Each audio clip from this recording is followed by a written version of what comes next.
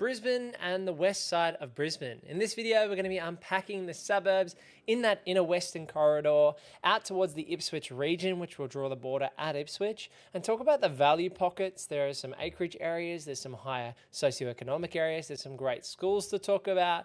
We also need to talk about the corridor into Brisbane CBD and where value lies at this point in time in the Brisbane inner northwest locations. We can unpack all these things as to where we see value as buyers agents in these locations. If you get value out of these videos, make sure you leave a like and let's dive straight into it. So we are back on the ever trusty realestate.com.au. We're going to be searching in Brisbane, Vegas, in that western region, and we're going to be looking at sold listings. We want to filter for houses. We're going to focus on houses today. We're going to look at sales in the last 3 months, and we want the block size to be a minimum of 300 square meters so things are nice and succinct. We're going to hit search there and take a look at what's happening in terms of the market. So when we bring up the map view of that western corridor, you can see it draws a ring from Brisbane City up towards Ashgrove, out into that upper Brookfield area, out to Pine Mountain even. And then we've got areas located like Corona Downs, Moggill, Balbarry, down through Collingwood Park, Augustine Heights and Springfield. Now, this does cut into some of Ipswich City Council, so this will cross over with our Ipswich talk a little bit, but I'm happy to talk about these suburbs. And then you've got your Brisbane suburbs, so Forest Lake, Inala, Darra, Oxley, Kenmore, Indooroopilly, and then your heartland in Ashgrove and Toowong. So let's start in that inner city corridor and where there is value on that inner west side. Now, the most premium pocket will easily be Paddington. Houses in Paddington are selling around that $1.8 to $2.5 million. So you're going to see cheaper houses like this one on 22 Hayward Street in Paddington, which is a 3-bed, 1-bath, 1-car property on 405 square meters, selling around that $1.8 million. So that's entry buying in these locations on a 400 square meter block with a very basic IKEA kitchen here, a very basic 2000s bathroom, and a house that certainly needs some work. Now, what people will do with these properties is lift them up off the ground, build these into 5-bedroom, 3-bathroom, 2-car homes, and that's where you're going to get the uptick in sale prices closer to that 2 to 2.5, even up to $3 million. So a lot of the nicer houses, which are more renovated and have larger bedrooms and bathrooms, you can see that this one's got internal stairs here. These ones with newer kitchens, as you can see. This one sold for $2.35 million and has a good view of the city here over neighbouring roof lines. So this is where an area like Paddington suits those luxury renovators and those bigger builders. You see a lot of builds from Greyer, a very famous building company or developer here in southeast Queensland. They do a lot of builds in areas like Paddington, and they take houses like we looked at here on Hayward Street in good locations and then turn them into much bigger properties like this example on 10 Corsham Street. And then you can see that there's an $800,000 disparity between the options. So if you're able to develop for say $500,000, $700,000, or a lot of these luxury builders will spend $1 million and ideally get a $3 million sale price on the end, or a $3.5 million sale price for their $1 million renovation. So Paddington's a very interesting area, very owner occupied, and that then flows into a couple more pockets. So Ashgrove and Barton. Now Ashgrove has Waterworks Road, which is a very notorious road. It's very busy. There's always crashes on Waterworks Road, but it's still very close to the city. So you're about 4 kilometers northwest of the city, and you've got some nice pockets in here. Again, selling between that $1.6 to $2.5 million. So this is a 6-bed, 3-bath, 3-car home on 405 square meters in Ashgrove at Celia Street, sold for $2.2 million in the last 3 months. So if you've got a budget and you're an owner-occupier, you could look to buy a place like this in that low $2 million range and pick up a good quality family home. And for investors looking at properties in these areas, they're either looking to renovate and add value, or buy something like this and rent it out by the room if you're near the university, or to a single tenant for a long period of time to ride long-term capital growth in terms of the locations. Similar with Barton. Barton's a little bit of a step down in terms of price. You'll see that houses are selling in the high ones, and then Ashgrove, there's a sale there in Ashgrove at $2.8 million. Let's have a look at that one. So there are some much higher prices. This is on a double block, hence the price. So a double block, 809 square meters, or a 2-perch block. A big family home here with an outlook over to the parklands in Ashgrove, and very well styled here and well renovated. So big budgets in that inner west corridor near the city. And that's what you're expecting. Now, if you come down along the train line, you've got Milton, so Milton Station, you've got Auchenflower, and then you're out towards Toowong and Mount Cootha. So Mount Cootha is the the hill, you could call it a mountain. It's the hill or mountain that overlooks into Brisbane CBD over here. And it's very, very popular for running tracks or bike riders or people going up for a little makeout sesh on the mountain, you know. But there's lots of very nice houses along this area between Toowong and Milton. So Auchenflower, Toowong and Milton, your knockdowns or your lower quality properties selling around that $1.6 million range. You can see here a house that needs a fair bit of work. It's all whitewashed paint, but no kitchen there. A very, very basic bathroom, but a good block is going for $1.6 million. And then you've got much nicer houses selling in that, 2 to 2.5, again, being a very common price range. Now, Toowong's a great area. It's probably the most popular. You can see there's not many sales in the last 3 months in this pocket. And the reason is it's got a great school, local schools. You've got Indooroopilly State School here as well. And there's also some selective schools in these locations as well. It's also not far from the University of Queensland in St. Lucia. Same thing in St. Lucia, crazy prices. You know, that double block selling for $3.9 million and basic houses selling for 2.2. A 2-bed, 1-bath going in the $2 million range. The reason is the demand from the university. So this is a landlocked area, St. Lucia. There's overwhelming demand from students, professors, and professionals to live in these areas. So even a very rundown house here in St. Lucia selling for $2.2 million. And that's just the fact. When you've got a location like this bordered by the university, it's got the Green Bridge here, you've got train lines at Toowong, great schools, a main shopping centre here at Indooroopilly as well. These pockets, Indooroopilly, Taringa, Toowong and St. Lucia, are going to always be in demand because they're bordered by the water, they're bordered by the main arterial roads, they have train line access, great schools and major shops all within a 2-kilometre ring. So that's why you're expecting to pay north of, wow, that's an interesting sale for $1 million. That's why you'd expect in most cases to pay north of $1.5 million, but you may get a knockdown rebuild on a corner for $1 million if that may be a family transaction, it may not be, but you're expecting to pay $1.5 to $2.5 million for houses in these locations. So that's another good example in Indooroopilly of something similar. So that kind of talks you through that inner corridor between Ashgrove out to Indooroopilly, Taringa, Toowong, St. Lucia, all in that pocket there. Very well located, close to the city, good schools, good shops and infrastructure. Then you've got the Gap. So the Gap is the same version of Ashgrove and Barton, just further out. So it's more of its own hub, a little bit further from the city. It's also got its own popular state school, football clubs, local schools as well. It's a little bit more isolated. And people from the Gap will complain that it's not that isolated, but it is. It is more isolated. It doesn't have its own train line. You've got to drive just along Waterworks Road to get into the city, but still a brilliant area. You know, great families, good houses there. Still got proximity to the CBD, but you can see that price drop off. You know, 1.25, 1.45, 1.5. So if you're a buyer that was looking in Ashgrove, Barton or Paddington and you're willing to be a little bit more isolated, a little bit further from the city, but still in that inner northwest, the Gap could certainly be an option to lower that price point between 1.2 to 1.6. As we come out, then you've got some hinterland options. So you've got Upper Brookfield, which is going to be your acreages. So you'll see big properties on big acreages like this one. Gold Creek Road in Brookfield here, a beautiful property, acreage home, massive amounts of land.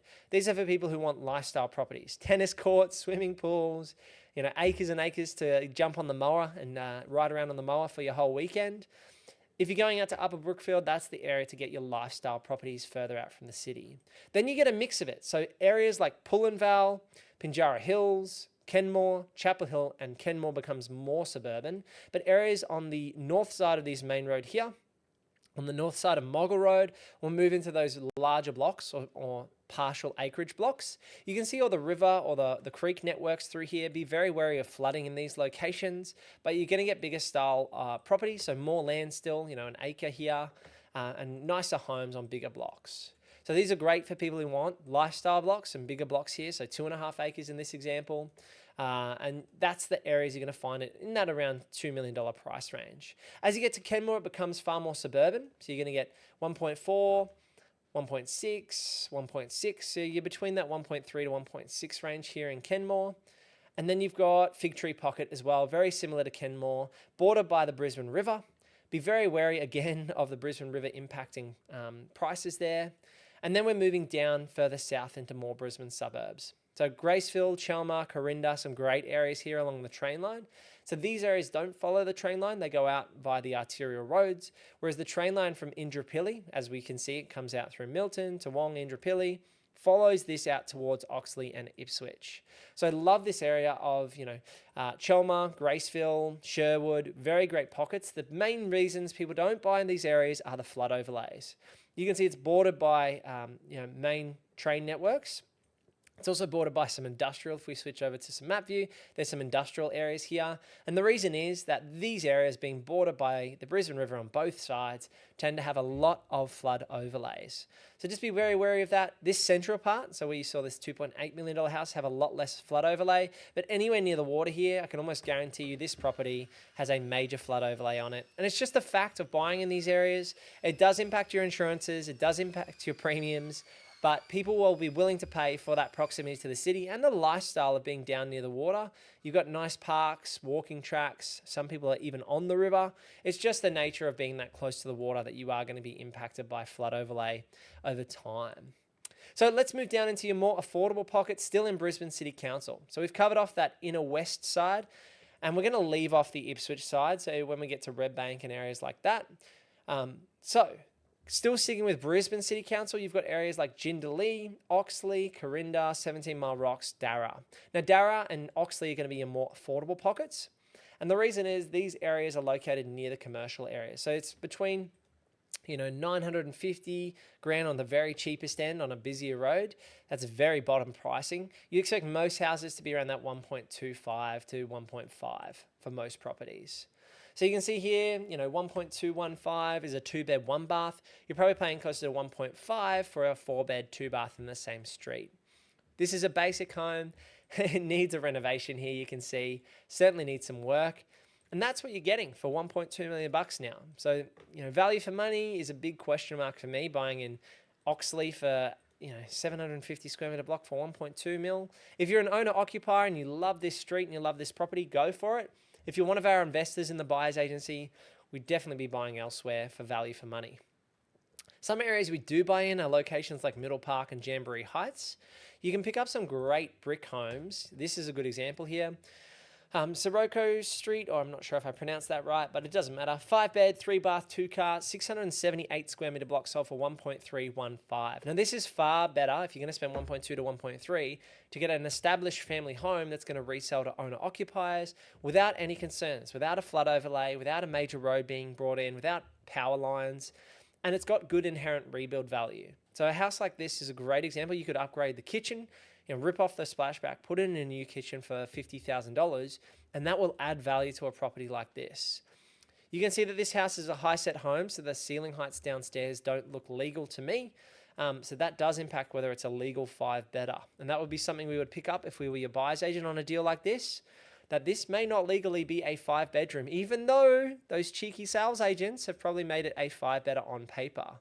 And that they have. You can see the downstairs area, they've listed it as a 5-bedder, when these might not be 2.4 meter ceiling heights. So you see here, these 2 bedrooms on the ground floor, that might not be legal ceiling height. So just be very wary of some of these agents. I can tell because of the beams. Now, you can get some houses certified with legal ceiling heights. So you can get certification if you've got the right window openings and right light.